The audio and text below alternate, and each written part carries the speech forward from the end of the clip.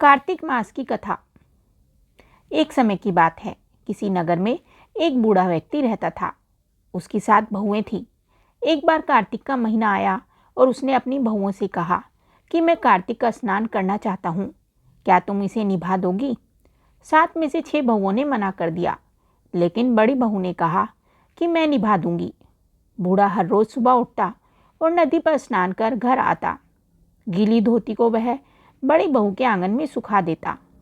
जैसे जैसे उस गीली धोती में से पानी की बूंदें जमीन पर गिरती, वैसे ही वह हीरे मोती में बदल जाती। धोती से हीरे मोती गिरते देख बाकी 6 बहुओं से रहा नहीं गया और वे बोली कि हम भी बूढ़े को अपने यहाँ नहाने को बोलते हैं। उन्होंने कहा कि पिताजी, आप कल से हमारे यहाँ कार्तिक नहा लेना। बूढ़े ने कहा, ठीक है, मुझे तो नहाना ही है, मैं तुम्हारे यहाँ नहा लूँगा।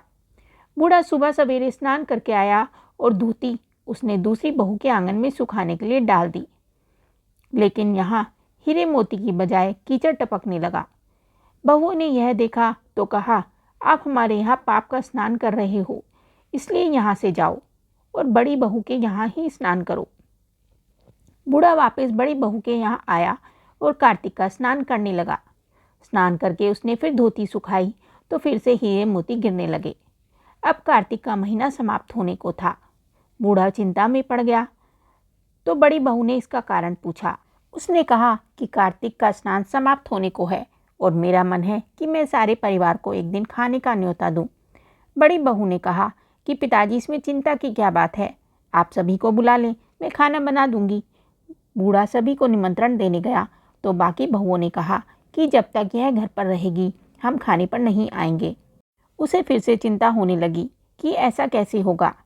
यह सोच सोचकर वह सूखने लगा।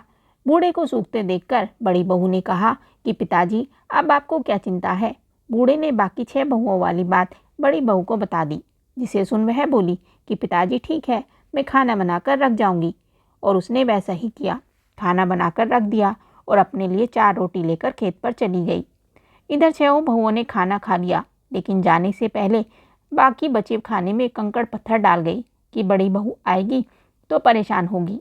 इधर खेत में बैठकर बड़ी बहू कहने लगी कि राम जी की चिड़िया, राम जी का खेत, चुगलो चिड़िया भर भर के पेट, मेरे ससुर ने घर में जगह दी है और मैंने खेत में चिड़िया को बाजरा डालकर वह घर आ गई।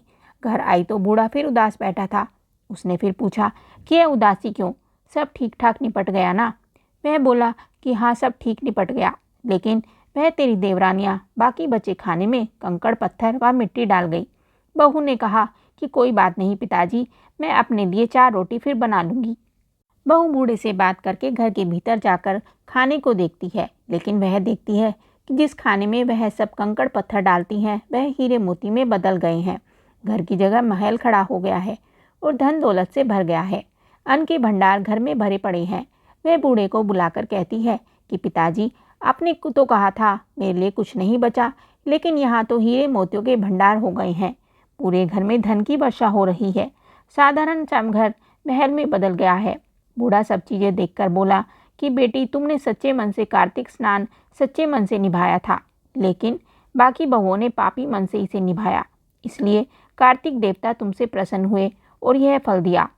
हे कार्तिक देवता, जैसे आपने बड़ी बहू की बात सुनी वैसे ही सभी की सुनना। ये कथा आपको कैसी लगी हमें कमेंट करके ज़रूर बताएं। साथ ही वीडियो को लाइक करें और चैनल को सब्सक्राइब करें। धन्यवाद।